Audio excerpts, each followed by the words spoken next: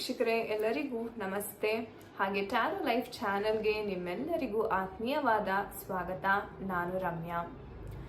ಇಂದಿನ ಒಂದು ವಿಡಿಯೋದಲ್ಲಿ ಮೇನ್ ಆಗಿ ನಿಮಗೆ ರುದ್ರಾಕ್ಷಿಯ ಬಗ್ಗೆ ತಿಳಿಸ್ಕೊಡೋದಕ್ಕೆ ನಾನು ಇಷ್ಟಪಡ್ತೇನೆ. ಯಾಕಂತಂದ್ರೆ ಸುಮಾರು ಜನ ನನಗೆ ಮೆಸೇಜಸ್ ಮಾಡ್ತಾ ಇದ್ರಿ ಅಥವಾ DMs ಮಾಡ್ತಾ ಇದ್ರಿ, ನಾವು ಸಹ ರುದ್ರಾಕ್ಷಿಯನ್ನ ಹಾಕೋಬಹುದಾ, ಧರಿಸಬಹುದಾ, ಯಾವ ಒಂದು ಸಂದರ್ಭದಲ್ಲಿ ರುದ್ರಾಕ್ಷಿಯನ್ನ ಹಾಕೋಬೇಕು, ಹಾಕೋಬಾರ್ದು, ಏನಾದ್ರು ಕಟ್ಟುನಿಟ್ಟಿನ ಒಂದು ನಿಯಮವನ್ನ ಪಾಲಿಸ್ಬೇಕಾ, ಇದೆಲ್ಲದರ ಒಂದು ಉತ್ತರವನ್ನ ನಾನು ಇವತ್ತಿನ ವಿಡಿಯೋದಲ್ಲಿ ಕೊಡ್ತಾ ಇದ್ದೀನಿ. ಸೊ ಖಂಡಿತವಾಗ್ಲೂ ವಿಡಿಯೋವನ್ನ ಕೊನೆತನಕ ನೋಡಿ, ಹಾಗೆ ನಿಮ್ಮ ಫ್ರೆಂಡ್ಸ್ ಅಂಡ್ ಫ್ಯಾಮಿಲಿ ಜೊತೆ ಸಹ ಇದನ್ನ ಶೇರ್ ಮಾಡಿ. ಮೊದಲನೇದಾಗಿ ರುದ್ರಾಕ್ಷಿ ಅಂದ ಕೂಡಲೇ ನಮಗೆ ನೆನಪಾಗೋದು ನಮ್ಮ ಶಿವ ಭಗವಂತ.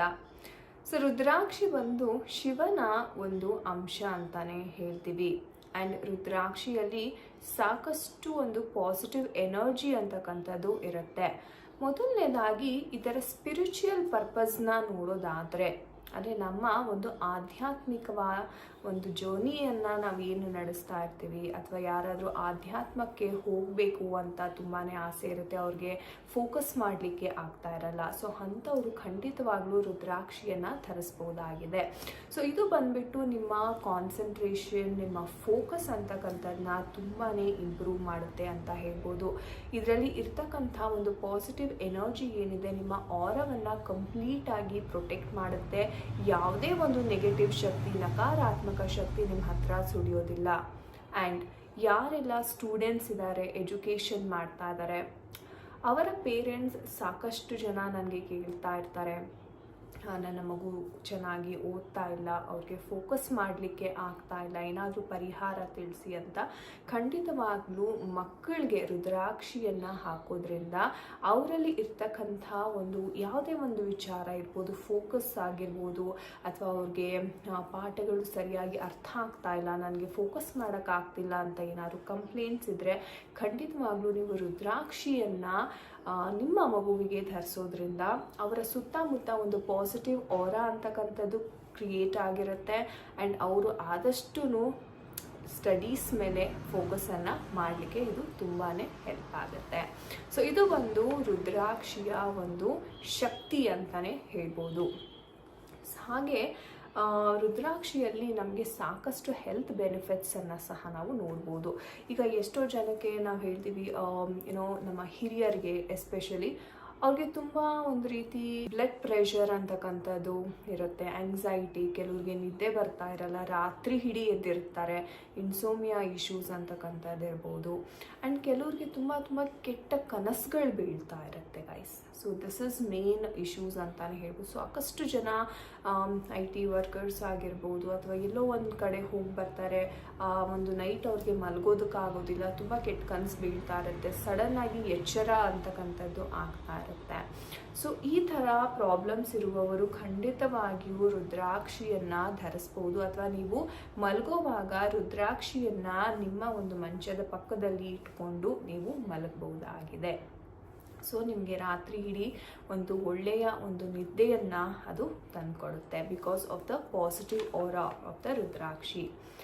ಆ್ಯಂಡ್ ಇದು ಬಂದ್ಬಿಟ್ಟು ಮೇಯ್ನಾಗಿ ನಿಮ್ಮ ಒಂದು ನರ್ವಸ್ ಸಿಸ್ಟಮ್ ಮೇಲೆ ತುಂಬ ಚೆನ್ನಾಗಿ ಕೆಲಸ ಮಾಡುತ್ತೆ.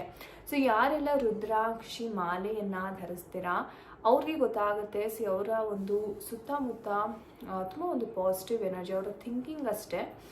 ಎಸ್ಪೆಷಲಿ ನಮ್ಮ ಬ್ಲಡ್ ಸರ್ಕ್ಯುಲೇಟ್ ಆಗುವಾಗ ಅದು ರುದ್ರಾಕ್ಷಿ ಮುಖಾಂತರ ಪಾಸ್ ಆಗುತ್ತೆ. ಸೊ ಅದರ ಒಂದು ಶಕ್ತಿ ಸಹ ನಮಗೆ ತಲುಪುತ್ತೆ ನಮ್ಮ ಮೆದುಳಿಗೆ. ಸೊ ಹಾಗಾಗಿ ನಮ್ಮ ನರ್ವಸ್ ಸಿಸ್ಟಮ್ ಏನಿದೆ ಅದು ತುಂಬ ಕಾಮ್ ಆಗಿರುತ್ತೆ. ಸೊ ನೀವು ಗಮನಿಸ್ಬೋದು, ರುದ್ರಾಕ್ಷಿ ಯಾರು ಧರಿಸಿರ್ತಾರೆ, ಎಸ್ಪೆಷಲಿ ಸಾಧು ಸಂತರೆಲ್ಲ ಯಾರು ಧರಿಸಿರ್ತಾರೆ, ಅವ್ರಿಗೆ ತುಂಬಾ ಮೈಂಡ್ ಕಾಮ್ ಆಗಿರ್ತಾರೆ, ರಿಲ್ಯಾಕ್ಸ್ಡ್ ಆಗಿರ್ತಾರೆ, ಯಾವುದೇ ವಿಚಾರಕ್ಕೂ ಅವರು ತಲೆ ಕೆಡಿಸ್ಕೊಳ್ಳೋದಿಲ್ಲ. ಸೊ ಈ ಥರ ಕಾಮ್ನೆಸ್ ಅನ್ನೋದು ನಿಮ್ಮಲ್ಲಿ ಸಾಕಷ್ಟು ಬದಲಾವಣೆ, ನಿಮ್ಮಲ್ಲೇ ತುಂಬ ಬದಲಾವಣೆಯನ್ನು ತಂದುಕೊಡುವಂಥ ಒಂದು ರುದ್ರಾಕ್ಷಿ ಇದಾಗಿರುತ್ತೆ. ಸೊ ಮಾಲೆಯನ್ನು ಯಾರೆಲ್ಲ ಧರಿಸ್ತಾ ಇದ್ದೀರಾ, ನಿಮಗೆ ಈಗ ಆಲ್ರೆಡಿ ಎಕ್ಸ್ಪೀರಿಯನ್ಸ್ ಆಗಿರುತ್ತೆ.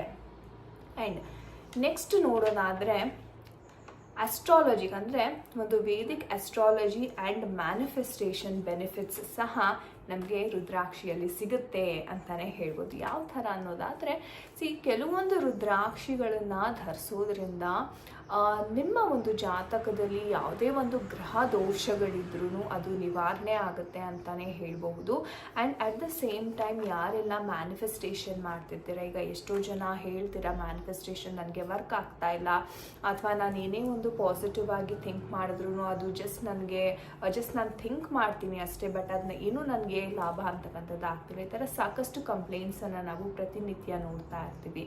ಸೊ ಈ ಒಂದು ರುದ್ರಾಕ್ಷಿಯನ್ನು ನೀವು ಹಾಕೊಂಡು ಮ್ಯಾನಿಫೆಸ್ಟ್ ಮಾಡೋದ್ರಿಂದ ಮೇಯ್ನಾಗಿ ನಿಮ್ಮ ಚಕ್ರ ಅನ್ನೋದು ಬ್ಯಾಲೆನ್ಸ್ ಆಗುತ್ತೆ. ಸೊ ಮೇಯ್ನಾಗಿ ಮ್ಯಾನಿಫೆಸ್ಟೇಷನ್ಗೆ ಬೇಕಾಗಿರ್ತಕ್ಕಂಥದ್ದೇ ಚಕ್ರ ಬ್ಯಾಲೆನ್ಸಿಂಗ್. ಸೊ ಆ ಚಕ್ರ ಬ್ಯಾಲೆನ್ಸ್ ಆದಾಗ ನೀವೇನು ಅಂದ್ಕೊಂಡಿರ್ತೀರ ಅದು ತುಂಬ ಶೀಘ್ರವಾಗಿ ಮ್ಯಾನಿಫೆಸ್ಟ್ ಆಗುವಂಥ ಸಾಧ್ಯತೆ ಇರುತ್ತೆ. ಬೇಕಿದ್ರೆ ಟ್ರೈ ಮಾಡಿ ನೋಡಿ ಆ್ಯಂಡ್ ಖಂಡಿತ ಕಮೆಂಟ್ ಸೆಕ್ಷನಲ್ಲಿ ಬಂದು ತಿಳಿಸಿ. ಓಕೆ, ಸೊ ಮುಂದೆ ನೋಡೋದಾದರೆ ಇವಾಗ ಎಷ್ಟೋ ರಕರಕವಾದ ರುದ್ರಾಕ್ಷಿ ಇರುತ್ತೆ ನಮಗೆ ಗೊತ್ತಿರೋ ಹಾಗೆ. 1 ಮುಖಿ, 2 ಮುಖಿ, ಅದರಿಂದ 16 ಮುಖಿ, ಇನ್ನೂ ಸಾಕಷ್ಟು ವೆರೈಟಿ ಆಫ್ ರುದ್ರಾಕ್ಷಿ ನಮಗೆ ಸಿಗುತ್ತೆ. ಬಟ್ ನಾನು ಹೇಳೋದಿಷ್ಟೇ, ಯಾವುದೇ ರುದ್ರಾಕ್ಷಿಯನ್ನು ನೀವು ಧರಿಸ್ಬೇಕಾದ್ರೂ ಫಸ್ಟ್ ಅಥವಾ ನಿಮ್ಮ ಪೂರ್ವಿಕರನ್ನ ಅಥವಾ ಯಾರಾದರೂ ಗುರುಗಳನ್ನ ನೀವು ಕೇಳಬೇಕಾಗತ್ತೆ. ಯಾಕಂದರೆ ಕೆಲವ್ರಿಗೆ ಏನಾಗುತ್ತೆ, ಗೊತ್ತಿಲ್ಲದೇನೋ ಒಂದು ತಪ್ಪಾದ ರುದ್ರಾಕ್ಷಿಯನ್ನು ಧರಿಸ್ಬಿಟ್ಟಿರ್ತಾರೆ. ಅದು ಅವ್ರಿಗೆ ಒಳ್ಳೇದು ಮಾಡೋದಕ್ಕಿಂತ ಕೆಟ್ಟದೇ ಆಗ್ತಾ ಇರುತ್ತೆ. ಹೌದಾ? ಸೊ ಹಾಗಾಗಿ ನೀವು ಯಾವ ರುದ್ರಾಕ್ಷಿಯನ್ನು ಧರಿಸ್ಬೇಕು ಅನ್ನೋದನ್ನು ನೀವು ಯೋಚನೆ ಮಾಡಿ, ಅಥವಾ ನಿಮಗೆ ಗೊತ್ತಿಲ್ಲ ಅಂತಂದರೆ ಯಾವುದಾದ್ರು ಗುರುಗಳನ್ನ ನೀವು ಕೇಳಿ ತದನಂತರ ನೀವು ರುದ್ರಾಕ್ಷಿಯನ್ನು ಧರಿಸ್ಬೇಕಾಗುತ್ತೆ. ಆ್ಯಂಡ್ ಮೋಸ್ಟ್ ಕಾಮನ್ ರುದ್ರಾಕ್ಷಿ ಎಲ್ಲರೂ ಧರಿಸ್ಬಹುದಾದಂತಹ ಒಂದು ರುದ್ರಾಕ್ಷಿ ಇದೆ ಅಂತಲೇ ಅದು ಪಂಚಮುಖಿ ರುದ್ರಾಕ್ಷಿ ಅಂತಲೇ ಹೇಳ್ಬೋದು. ಇದರಿಂದ ಅಬಂಡೆನ್ಸ್ ಸಹ ಅಟ್ರಾಕ್ಟ್ ಆಗುತ್ತೆ, ವೆಲ್ತ್ ಪ್ರಾಸ್ಪ್ಯಾರಿಟಿ ಸಹ ನಿಮಗೆ ತುಂಬ ಚೆನ್ನಾಗಿ ಅಟ್ರಾಕ್ಟ್ ಆಗುತ್ತೆ. ಆ್ಯಂಡ್ ಏನು ಹೇಳಬೇಕು ಅಂದರೆ, ನಾವು ಸಿಟ್ರಿನ್ ಜೊತೆಗೆ ಈ ಒಂದು ಪಂಚಮುಖಿ ರುದ್ರಾಕ್ಷನ ಹಾಕೊಳ್ಳೋದ್ರಿಂದ ನೀವು ನೋಡ್ಬೋದು ಇಲ್ಲಿ ಇದನ್ನು ನಾವು ಸಕ್ಸಸ್ ಬ್ರೇಸ್ಲೆಟ್ ಅಂತ ಸಹ ಕರಿತೀವಿ. ಸೊ ಸಿಟ್ರಿನ್ ಮಧ್ಯದಲ್ಲಿ ನಾವು ಪಂಚಮುಖಿ ರುದ್ರಾಕ್ಷನ್ನ ಹಾಕಿರ್ತೀವಿ. ಈ ಒಂದು ವಿಶೇಷತೆ ಏನಪ್ಪ ಈ ಬ್ರೇಸ್ಲೆಟ್ದು ಅಂದರೆ, ಸಿಟ್ರಿನ್ ಬಂದು ನಾವು ಅರ್ತ್ ಎಲಿಮೆಂಟ್ ಅಂತ ಕನ್ಸಿಡರ್ ಮಾಡ್ತೀವಿ. ಹಾಗೆ ರುದ್ರಾಕ್ಷಿ ಬಂದು ಒಂದು ಬೀಜ. ಸೊ ಮಣ್ಣಿನಲ್ಲಿ ಒಂದು ಬೀಜ ನೆಟ್ಟಿದಾಗ ಅದು ಹೇಗೆ ಒಂದು ಗಿಡ ಮರವಾಗಿ ಬೆಳೆಯುತ್ತೆ, ಸೊ ಅದೇ ಥರ ಈ ಒಂದು ಬ್ರೇಸ್ಲೆಟ್ನ ಧರಿಸೋದ್ರಿಂದ ನಿಮ್ಮ ಜೀವನದಲ್ಲಿ ಸಕ್ಸಸ್ ಏಳ್ಗೆ ಅಂತಕ್ಕಂಥದ್ದು ಆಗುತ್ತೆ. ಸೊ ಇದನ್ನು ಯಾರಿಗೆಲ್ಲ ಇಂಟ್ರೆಸ್ಟೆಡ್ ಇದೆ ಖಂಡಿತವಾಗ್ಲೂ ನನಗೆ DM ಮಾಡಿ. ನನ್ನ ಆಫೀಸ್ ನಂಬರ್ ಡಿಸ್ಕ್ರಿಪ್ಷನ್ ಬಾಕ್ಸಲ್ಲಿ ಕೊಟ್ಟಿರ್ತೇನೆ, ನಿಮಗೆ ಕೊರಿಯರ್ ಮಾಡಲಾಗುತ್ತೆ. ಇದರ ಪ್ರೈಸ್ ಏನು ಎತ್ತ ಅಂತ ಆಫೀಸಿಗೆ ಕರೆ ಮಾಡಿ ನೀವು ತಿಳ್ಕೊಬೋದು. ಸೊ ಖಂಡಿತ ಈ ಒಂದು ಬ್ರೇಸ್ಲೆಟ್ನ ನೀವು ಧರಿಸೋದ್ರಿಂದ ಅದ್ಭುತಗಳು ನಡೆಯುತ್ತೆ ಅಂತಲೇ ಹೇಳಬಹುದು. ಆ್ಯಂಡ್ ಇವಾಗ ಮುಖ್ಯವಾದ ಪ್ರಶ್ನೆಗೆ ನಾನು ಬರ್ತೀನಿ, ಯಾರೆಲ್ಲ ಧರಿಸಬಹುದು? ಯಾಕಂದರೆ ತುಂಬ ಜನಕ್ಕೆ ಇದು ಡೌಟ್ಸ್ ಇದೆ, ಹೇಗೆ ಎತ್ತ, ಅದರ ರೂಲ್ಸ್ ಏನು ಅಂತ. ರುದ್ರಾಕ್ಷಿ ಬಂದು ಯಾರು ಬೇಕಾದರೂ ಧರಿಸ್ಬಹುದು. ಓಕೆ, ಚಿಕ್ಕ ಮಕ್ಕಳಿಂದ ಹಿಡಿದು ವಯಸ್ಸಾಗಿರೋ ತನಕ ನೀವು ಯಾರು ಬೇಕಾದರೂ ರುದ್ರಾಕ್ಷಿಯನ್ನು ಧರಿಸ್ಬಹುದಾಗಿದೆ. ಯಾಕಂದರೆ ಎಲ್ಲರಿಗೂ ಆ ವಯಸ್ಸಿನಲ್ಲಿ ಕೆಲವೊಂದು ವಿಚಾರದಲ್ಲಿ ನಮಗೆ ಸಹಾಯ ಬೇಕಾಗಿರುತ್ತೆ. ಇವಾಗ ಫಾರ್ ಎಕ್ಸಾಂಪಲ್ ಮಕ್ಕಳನ್ನ ತಗೊಂಡಾಗ ಓದೋ ವಿಚಾರದಲ್ಲಿ ಅವ್ರಿಗೆ ಸಹಾಯ ಬೇಕಾಗಿರುತ್ತೆ. ಅಡಲ್ಟ್ಸ್ ಅಂತ ಬಂದಾಗ ಅವ್ರಿಗೆ ಕೆಲಸದ ವಿಚಾರವಾಗಿ ಸಹಾಯ ಬೇಕಾಗಿರುತ್ತೆ.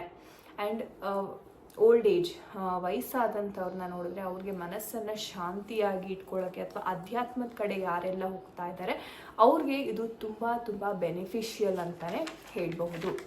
ಸೊ ಖಂಡಿತವಾಗ್ಲೂ ಆ ಥರ ಯಾವುದೇ ರಿಸ್ಟ್ರಿಕ್ಷನ್ಸ್ ಇಲ್ಲ. ಆ್ಯಂಡ್ ಹೆಣ್ಮಕ್ಳು ಮಂತ್ಲಿ ಟೈಮಲ್ಲಿ ಮಾತ್ರ ರುದ್ರಾಕ್ಷಿಯನ್ನು ದಯವಿಟ್ಟು ತೆಗೆದಿಡಬೇಕಾಗತ್ತೆ. ಅದ ನಂತರ ನೀವು ಅದನ್ನು ವಾಶ್ ಮಾಡಿ ಖಂಡಿತವಾಗ್ಲೂ ಮತ್ತೆ ಧರಿಸ್ಬಹುದಾಗಿದೆ. ಹಾಗಿದ್ರೆ ಯೂಸ್ ಮಾಡಿಲ್ಲದೆ ಇರೋ ಸಮಯದಲ್ಲಿ ರುದ್ರಾಕ್ಷಿಯನ್ನು ಇಫ್ ಇನ್ ಕೇಸ್ ಎಲ್ಲೋ ಹೋಗಬೇಕು, ಇವಾಗ ಯಾವುದೋ ಒಂದು ಸೆರಿಮನಿ ಅಥವಾ ಫ್ಯೂನರಲ್ಗೆ ಹೋಗಬೇಕು, ಅಲ್ಲೂ ಸಹ ನಾನು ರುದ್ರಾಕ್ಷಿಯನ್ನು ಧರಿಸ್ಬೋದಾ ಅಂದರೆ ಖಂಡಿತ ಇಲ್ಲ. ದಯವಿಟ್ಟು ಅದನ್ನು ತೆಗೆದಿಟ್ಬಿಟ್ಟು ದೇವರ ಮನೆಯಲ್ಲಿ ಇಟ್ಬಿಟ್ಟು ನೀವು ಆ ಕಾರ್ಯಗಳನ್ನು ಮುಗಿಸಿ ತದನಂತರ ನೀವು ಮನೆಗೆ ಬಂದು ಸ್ನಾನ ಮಾಡಿ ನೀವು ಮತ್ತೆ ಆ ಒಂದು ರುದ್ರಾಕ್ಷಿಯನ್ನು ಧರಿಸ್ಬೋದಾಗಿದೆ. ಓಕೆ, ಆ್ಯಂಡ್ ಕೆಲವೊಂದು ರೂಲ್ಸ್ ಖಂಡಿತವಾಗ್ಲೂ ನೀವು ಫಾಲೋ ಮಾಡಬೇಕಾಗತ್ತೆ ರುದ್ರಾಕ್ಷಿಯನ್ನು ಧರಿಸುವಾಗ. ಸೊ ಯಾರೆಲ್ಲ ನಾನ್ ವೆಜ್ ಈಟರ್ಸ್ ಇದ್ದೀರಾ ದಯವಿಟ್ಟು ರುದ್ರಾಕ್ಷಿಯನ್ನು ತೆಗಿಬೇಕಾಗತ್ತೆ. ತದನಂತರ ಮಾರನೇ ದಿನ ಮತ್ತೆ ತಲೆ ಸ್ನಾನ ಮಾಡಿ ನೀವು ಅದನ್ನು ಧರಿಸ್ಬೋದಾಗಿದೆ. ಆ್ಯಂಡ್ ಧೂಮಪಾನ ಆಗಿರ್ಬೋದು, ಮದ್ಯಪಾನ ನೀವು ಖಂಡಿತ ದಯವಿಟ್ಟು ರುದ್ರಾಕ್ಷಿಯನ್ನು ಯಾವುದೇ ಒಂದು ನಶೆ ಕೊಡುವಂಥ ಒಂದು ವಿಚಾರಕ್ಕೆ ನೀವು ಮಾಡ್ತಾ ಇದ್ದೀರಾ ಅಂತಲೇ ದಯವಿಟ್ಟು ರುದ್ರಾಕ್ಷಿಯನ್ನು ತೆಗಿಬೇಕಾಗತ್ತೆ. ಯಾಕಂತಂದರೆ ಅದು ಒಂದು ಪವಿತ್ರವಾದ ಒಂದು ಮಾಲೆ, ಶಿವನಿಗೆ ಸಲ್ಲತಕ್ಕಂತಹ ಒಂದು ಅಂಶ.